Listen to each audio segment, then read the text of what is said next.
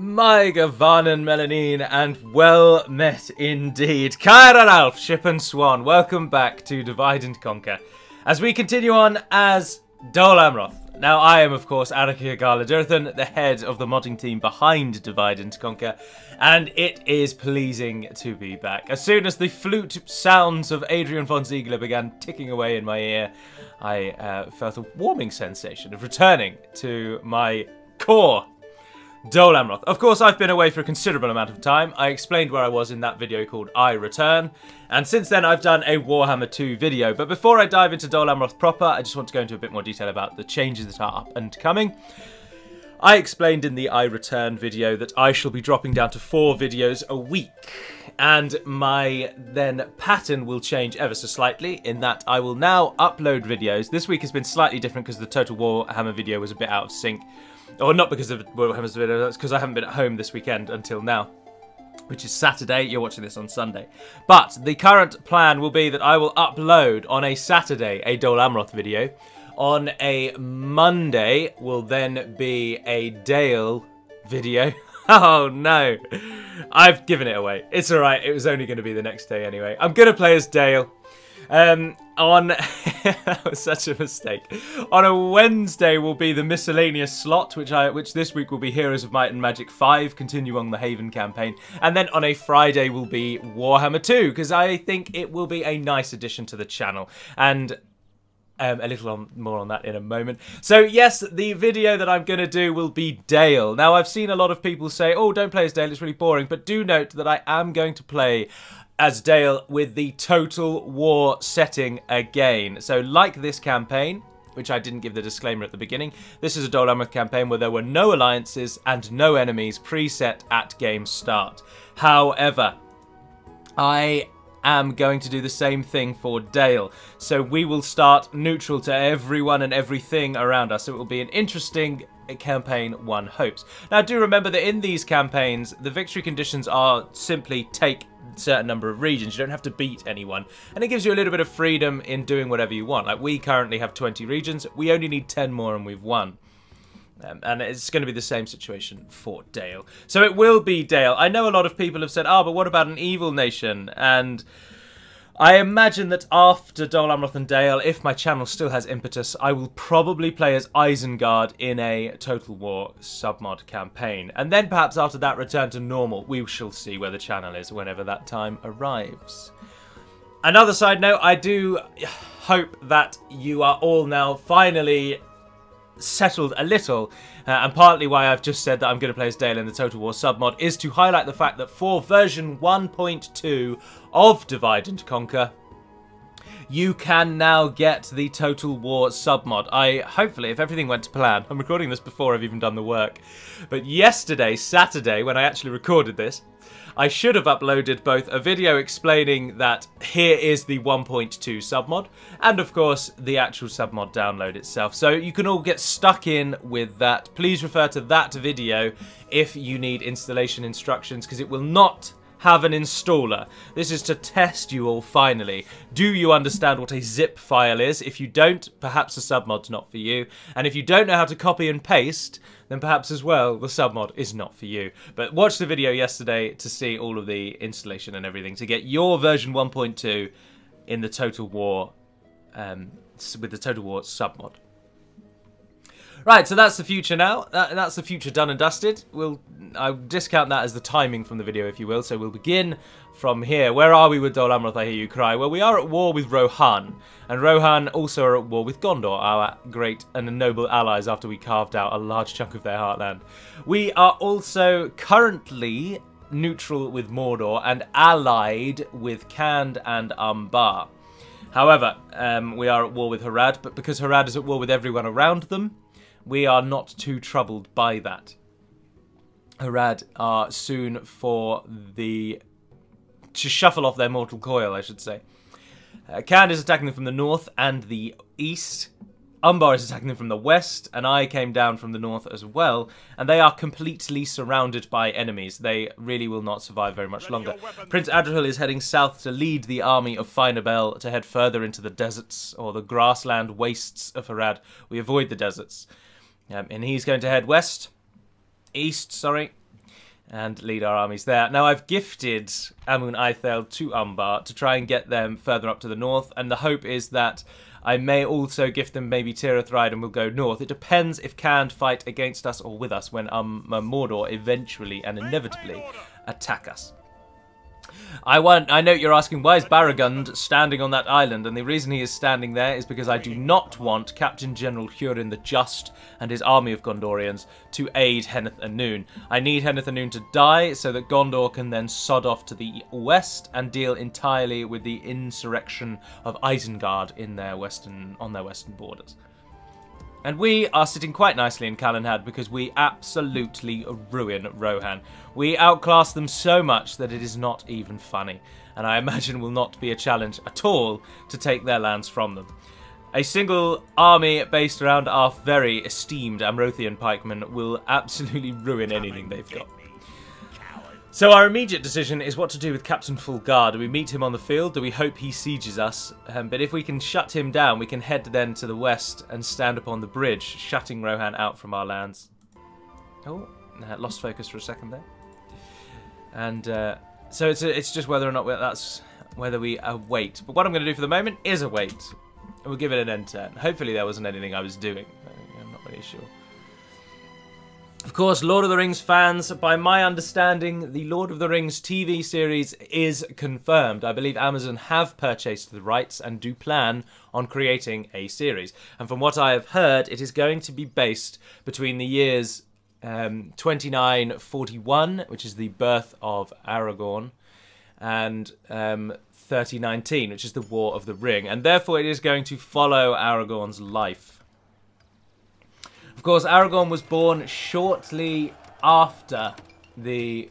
Oh, no, sorry. Aragorn was born in 2931, and Smaug was killed in 2941. Aragorn was 10 years old when Bilbo and the dwarves reclaimed Erebor.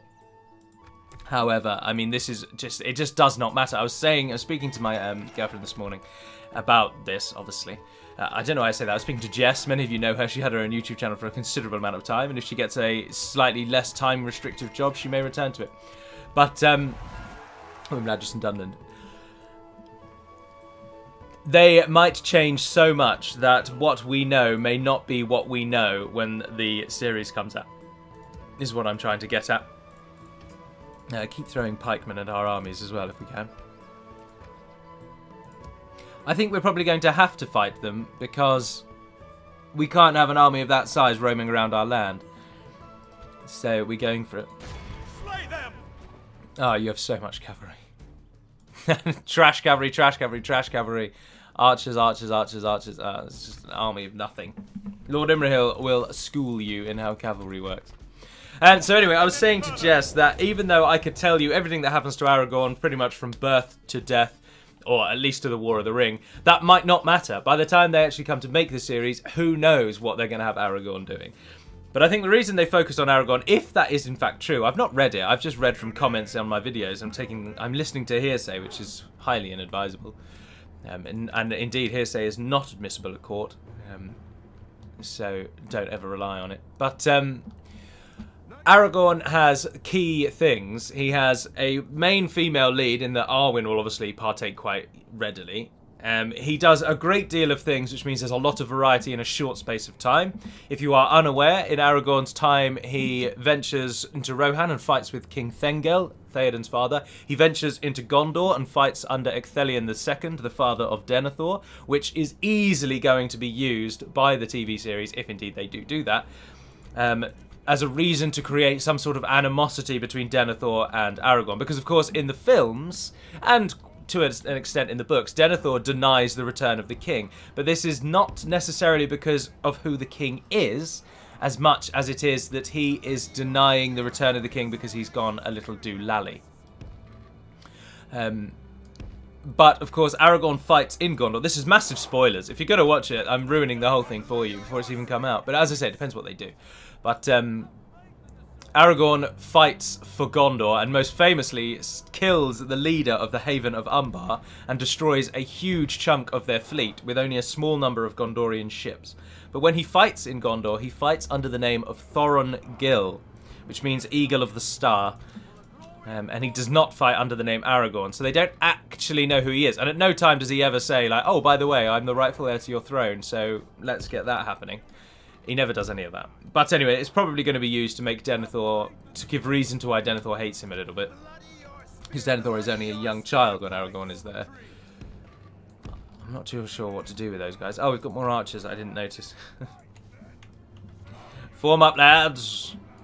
There we are. Oh, group up again. Oh, I'm all over the place. There we are.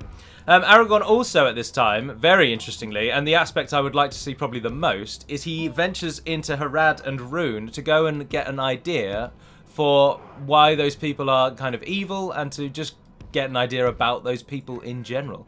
He heads off into Harad and Rhûn to learn about the Haradrim and the Easterlings. And that would be an interesting thing to see.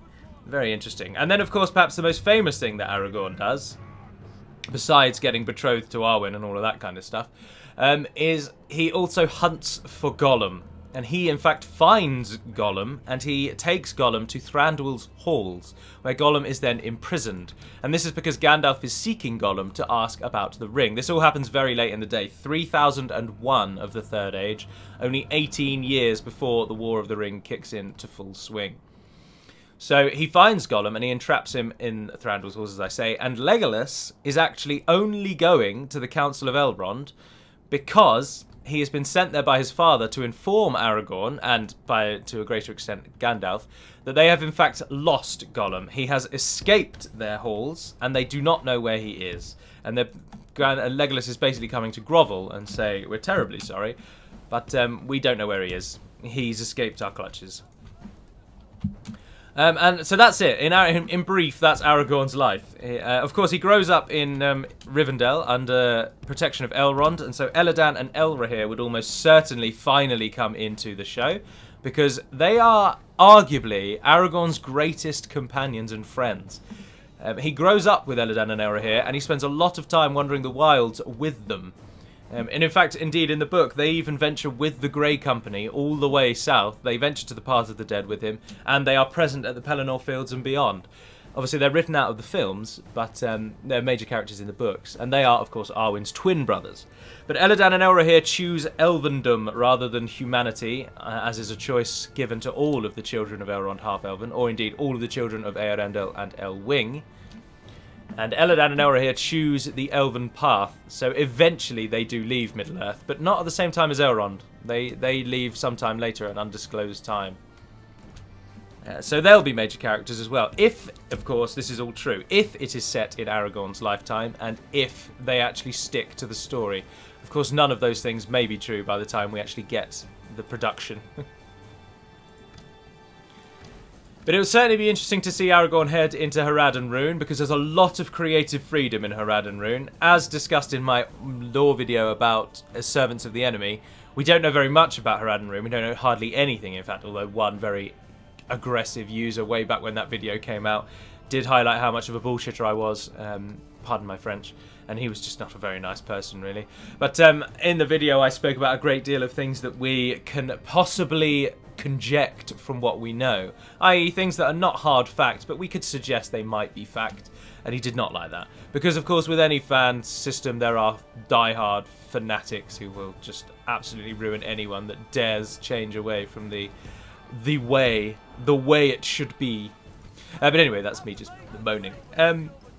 So I'd be very interested to see how they do Harad and Rhûn. It's an area that we don't know anything really about. There's a lot of creative freedom, and I'd like to see that. It'd also be interesting to actually see that kind of animosity between Denethor and Aragorn. It's not written down as explicitly that Denethor is jealous and despises Aragorn, but Aragorn, in his short time under Steward Ecthelion II, becomes not only one of Gondor's greatest military generals in his defeat of the fleet of Umbar, but he also becomes one of the most trusted advisors to Steward Ecthelion. And so Denethor will obviously not like this guy very much. And it'd be interesting to see that interplay between them.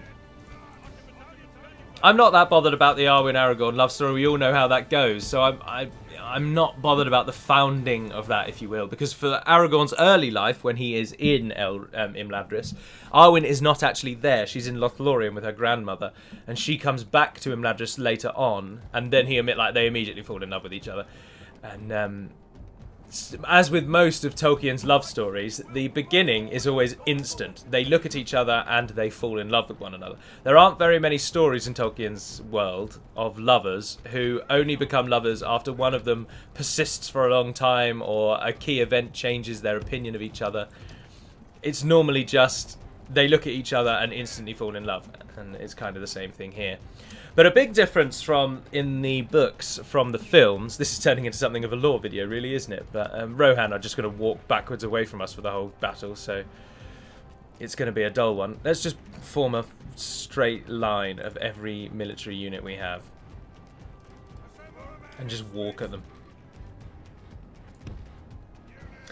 So the key plot difference is that Aragorn does not reject the kingship of Gondor and Arnor like he does in the film. So in the movies, they make it out like Aragorn does not want to be king. He even says to, I think, Arwen or Elrond, he says something like, I do not want that power, I've never wanted it. And then, of course, Elrond comes to him and says, look, the time is absolutely... There's no way you can't be king. They need you. If you don't become king, you'll never get the army of the dead. Everyone will die. It's going to be a bad time. So he takes the sword and he accepts his role as king of Gondor and Arnor. However, in the book, he's actually fully fine with it. He's told when he is 20 years old of his true heritage and lineage, and he is even given the sword Narsil, or the shards of the sword Narsil, and he uses them. He actually runs around the world with them. He doesn't just leave it in Imladris. And he accepts who he is almost immediately. But then Elrond then also requires that in order for Aragorn to marry Arwen, he must be king of both Gondor and Arnor. And this just steals Aragorn's resolve, and he's finally then said, yeah, I'm going to go for it. I want to marry this woman, and the only way to do that is be king. I've already got the shard. I already know who I am. Screw it, let's do it. So it isn't. He never denies his heritage. He's open to it pretty much from day one.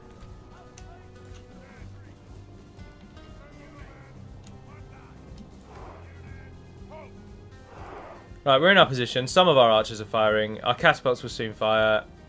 There we go. Oh, no way. Oh, Fulgar, you went down in the first hit. Literally the first catapult bolt. Well, if they're just going to stand there, then yeah, screw it. If you can shoot your arrows, shoot your arrows. Catapults, fire your catapult bolts. Bolts? That's not what they are they? What does a catapult fire? Rocks? Stones?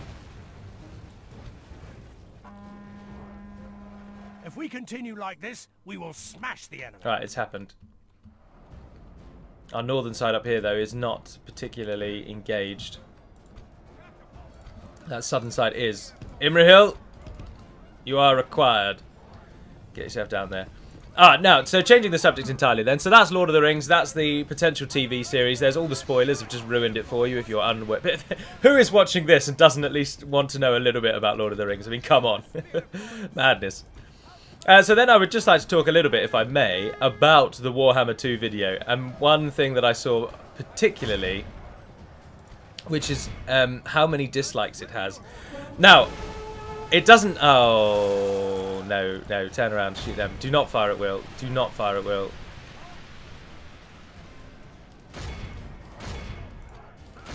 The video at the moment, when I looked at it this morning, had 3,500 views and 13 dislikes. Which is, for those amongst you that want to know, that's about 0.1%. However, it still stands as one of the highest dislike ratings on any video I have ever done. And I am going to submit, quite accurately I think, that that is entirely because people know I was paid to make that video. And there you go, then, no bones about it, I was paid to make that video. There's no clause in the thing that I signed in the purchase order that says I cannot discuss it, and so I'm free to do what I will. And so yes, not only did they give me the game for free, which I was really pleased at, and I would have done the video even if they just gave me the game. But additionally, on top of that, there was a CPM model. I paid per 1,000 views, which is good. I mean, why would I turn that down? However, some people, of course, have then instantly disliked it purely because that is the case. And I just wanted to address that, really. I'm not going to call them out or call them idiots or say anything like that. I just mean, I find that strange, to say the least. Oh, pull away. You're never going to catch this, horse archers. Archers. pull up there. So it's a little disappointing to see that the video has gotten so many dislikes just because I was bloody paid to make it. If I had not said, I mean, you're not allowed to not say, so that's, you can't get around it. But if I had not said, oh, I've been paid to make this video, penny to a pound says that it would not have received so many dislikes. I'm not worried or concerned about this at all. Most of the comments, in fact, all of the comments have been supportive. I'm really pleased that you all have liked it as much as you've liked it. I enjoyed my time in it. I do agree that the building system is just so ridiculous. I didn't want to say it in the video because I didn't want to just... I don't know. I felt strange about really bad-mouthing something. So I stuck with... I didn't really reference the building system, but coming from Med 2 and Shogun 2, which are the two most played Total War games of myself, you can't but look at the system and just think, why have you done this? Why is it so crap? It's almost like they have just basically said, like, well, Civilization games go into loads of detail on the campaign map. Paradox games do the same. We can't compete with them, so let's focus on the battles and say to hell with it. And it's just so disappointing. It's such a shame that that's the way the series is going. I mean, why can a town only build 3 buildings? Does 6 people live there or something? It's just so stupid. But I'm willing to overlook that for Warhammer 2 because the setting is so different. And so in my mind, because I will probably never buy another, I mean, it's so bad to say, but I probably won't buy another Total War game. No matter what the setting is, no matter how interesting that historical period is, they're so dumbed down now, it's just almost boring to play them. But because the Warhammer 2 setting is so different, I am intrigued to play that, and I am interested to keep going, and I do want to play it. It's a totally new setting for myself, it's a new lore to get invested in, and I like Warhammer 40,000 so much that I'm happy to give back to, like, Games Workshop, who hold the intellectual property, if I can do that kind of in a roundabout way through Warhammer itself. And there's a great deal of crossover with Lord of the Rings, so it feels comfortable, it feels safe for a Lord of the Rings based channel and person, I suppose, to transfer into Warhammer 2. So I'm interested to play the game, but I'm really disappointed in the building system, and I have to address that. I have to say it. I am going to continue the campaign, and I will, of course, in the next video of it, I will speak of that. There's just no way I can't, because it's so dumbed down, and I don't understand why. If Creative Assembly or Sega could just come out and say, look, we know that all the die-hard fans, because I would say that we who moan a great deal about that building system are the kind of hardcore of that game series. And I would like them to just come out and address it and just say, look, to those of you who we know are the kind of diehards, be awed by the victory we have won here today. We want to just tell you that we've done this because X, Y, Z. For example, I mean, you'd never get it. But the reason is, of course, because people don't invest as much time in the games, perhaps. People are far more casual nowadays. There's so much more competition that you've got to try and get the short, sharp sale. And in order for them to then make money, it's better for them to release the games quicker and sooner with less of a kind of really, really detailed aspect of the game, because then they can churn out the next game quicker, keep the sales coming in. It's all about money. The whole world is driven by money. I'm sorry, that's just how it is. Guardsman got the most kills. And so the reason is that is the reason. It's more casual because people want more casual games. And unfortunately, for we die-hard fans, we are just not numerous enough. If the die-hard fans outnumbered the casuals, and the game was absolutely trashed, it sold virtually no copies, it got terrible reviews, then they would change it. They'd put the time in, because the only way to then make more money would be to put the time in, because their fan base want longer games. But unfortunately, we are outnumbered by the casuals who do not want long games.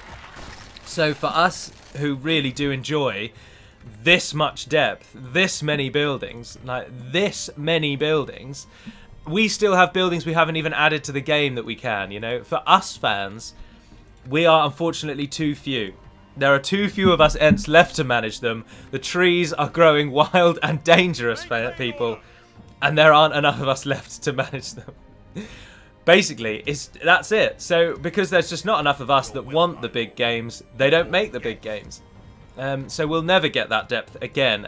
But unfortunately, for like Creative Assembly and for Sega, their wallets are not going to be hit if all of us diehard fans leave the series, because we represent such a minority, and that unfortunately is the way it is.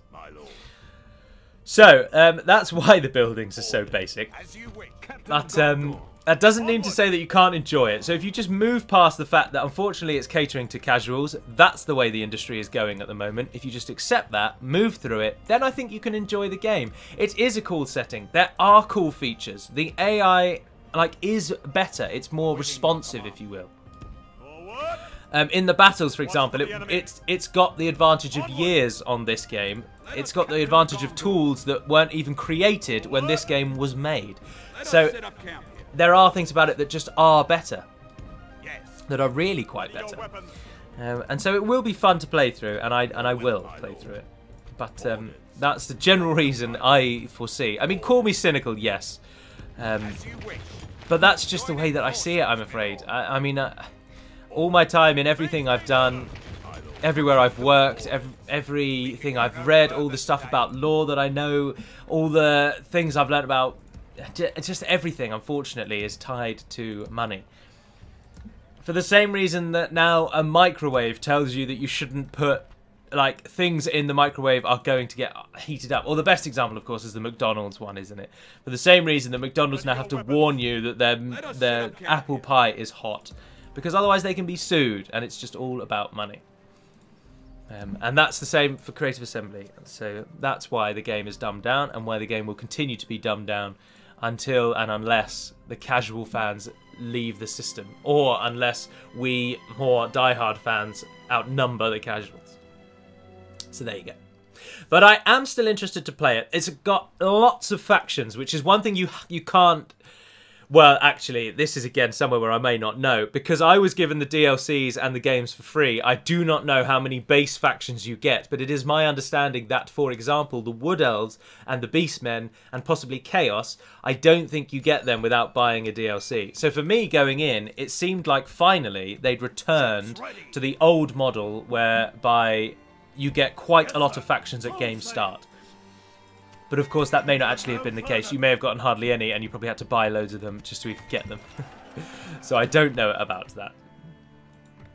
But, oh look, we get lots of options. I mean, the downside to this system is that you do just get too many options. We're at a point where we make so much money, it does not matter really what I build where. Although, no, that's not fair actually, is it? Because, for example, Pelagia is far from the front now. It's a big city and it can make good money, so I can focus there all of the economic buildings. And somewhere like Calenhad, which is our now current front line, I can focus on military. So once we've built roads, we'll almost certainly go for things like barracks, archery range, stables, and we'll go forward with that. And you can't really do that in the later versions of Total War, because every town basically builds the same things, and it just doesn't matter what you build where, really. But that's my only real main... That's the only point about Warhammer 2 from me playing it in the brief amount that I have, that I came away and thought that is objectively... That's a bold claim. So no, it's not objectively. Nothing is objective. Certain things are. For example, the Earth rotates around the Sun, or orbits the Sun. That's objective. What is subjective is whether that's a good thing or not. Everyone always has a counter opinion. Nothing is true. Anyway, I'm going really tangential here, aren't I? It's like I'm throwing 3 weeks of not recording anything into one video, and that's bad. I should just focus on Dol Amroth. Speaking of Dol Amroth, do you know who might appear in the... if it is based on Aragorn's life, and if they do follow true that he sails to Umbar, we might get to see Prince Adrahil and a young Prince Imrahil. My hope for that is high. So we shall see. I think I'll go to the buildings and build something when it's told me that they've recently built something. So rather than just queuing up for days on end. Let's change the subject indeed a little bit. Oh, I've only got about 5 more minutes actually. No, we'll go for it. In terms of modding, what's happened behind the scenes recently? Well, a few things have happened. Number one, Racer, our scripter, has completely fixed the Garrison script. So in the Dale campaign that will start, your first video will be tomorrow actually. In the Dale campaign, the Garrison script will work exactly as intended. And I thank as well to our beta testers who meticulously, specifically Mats, I believe, who did the most of the dirty work, possibly Miles, although he's since departed. But Mats went around every single custom settlement. So every custom settlement, and this will be discussed in a developer diary in detail, I suppose, but just as in passing, every custom settlement, so every settlement that is totally unique. Why can't I cross there? Oh, because I need to get that fort. Oh, that's going to really hinder the AI. They won't be able to do that. They won't be able to think like that. No, we don't want that. We want barracks. So every custom settlement, so Helidon, Cair-Andros, which is custom in future, Western Osgiliath, Eastern Osgiliath, Minas Tirith, all of those, they will all have a garrison regardless of whether or not a garrison building has been built in that region. Oh, deserters joining us as we take Oldburg, the ancient home of apparently King Theoden, who's ridden out to meet us. It truly is going to be lord on lord. Noble horse lord versus pathetic scum. What has Theoden ever done? Nothing. Ride the coattails of his father, easily seduced by the sly words of Wormtongue and fallen into ruin. What was I saying? So the garrisons will all work regardless of if there's a garrison building. That is one thing. Second, as I say, Cair-Andros should, I believe, be custom in the next version. There's certainly a battle map for it. I'm fairly certain it's been added. I haven't checked. I haven't done any modding or even looked at the modding build in, as I say, 3 weeks. I've totally removed myself from it. On the Discord, I've barely written any comments, barely spoken to anyone, which isn't that different from normal, to be honest. But I just wanted a full break. Just complete... Oh, I didn't build a tower. Idiot. But I've kept up with the modding council. I've read those comments because that ultimately is what I want to do. Speaking with the modding team as we press on for Oldburg. Oldburg will not be present in this battle, in this episode. So the garrisons have come in. Changes to Cair-Andros have been made. Conscript has been tweaked and adjusted still further with little minor adjustments here, there, and everywhere. There's been, there will be a region change, which I'm actually about to do.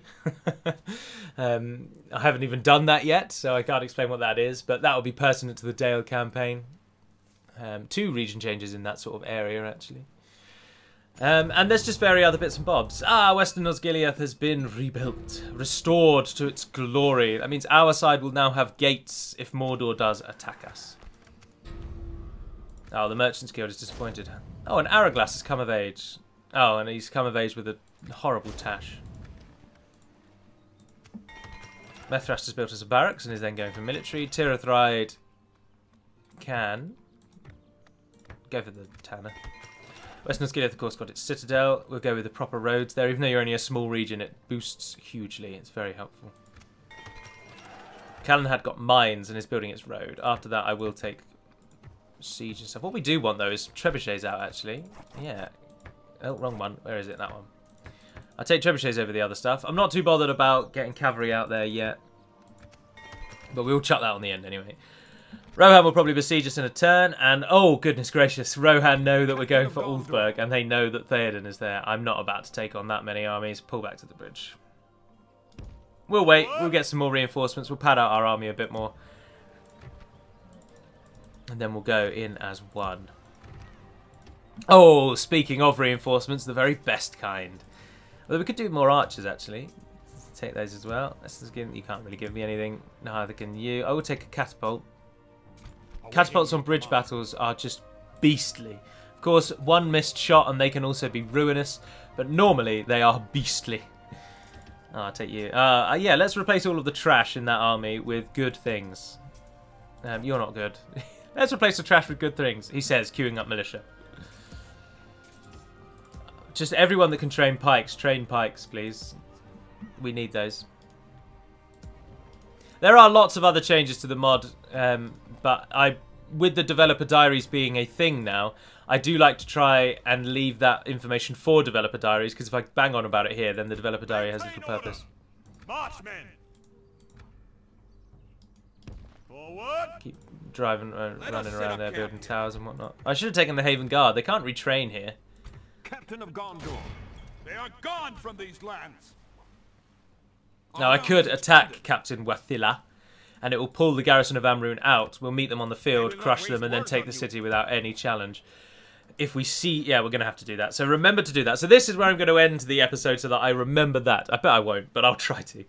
So I do hope you've enjoyed this. I do hope you enjoyed Warhammer 2. I hope you can get through the fact that I was paid to make it. Although, as I say, only 0.1% is not a bad ratio of dislikes.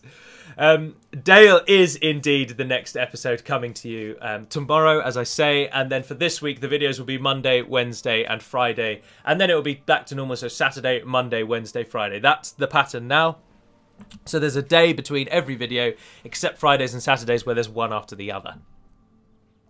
I did consider doing a 2-week pattern so that there is always a day between every video, because if you extend it out to a 2-week rota. I used to have a 2-week rota when I was at school, actually. Anyway, when that was totally random. Why did I say that? I was going to do a 2-week rota, but then I think that would just be way too confusing. You'd have to think, what week am I on? What day does the video go up this week? So much room for error, especially for someone as casual as me. Casual in YouTube. I am part of the problem. But anyway, that will be all. So thank you very much for watching, if indeed you have. I am pleased to be back. I thoroughly enjoyed this. I'm really looking forward to doing Dale, but I've got some modding to do before I record that. So hopefully not too long, because I have plans for today. But until we speak again, dear friends, Navar Naden Perimad Melonin, and farewell. Brief bonus point. I've said this many times, but every now and then it's good to say it because I get asked an awful lot. At the very beginning of the episode, I say, my govanen, meloon, not melon, meloon neen, N like double E, although it's I with an accent. And that means, well met, my friends. If it was my govanen melon nin, that would mean, well met, me friend, which doesn't make grammatical sense. You need to put an accent over the I in the neen to make it my and not me. And at the end of the episode, I say, Navar naden pedim ad melun neen, which means farewell until we speak again, my friends. And interestingly, I say both of those things in English immediately after saying them in Sindarin. So there you go. A brief little end point for you. Farewell.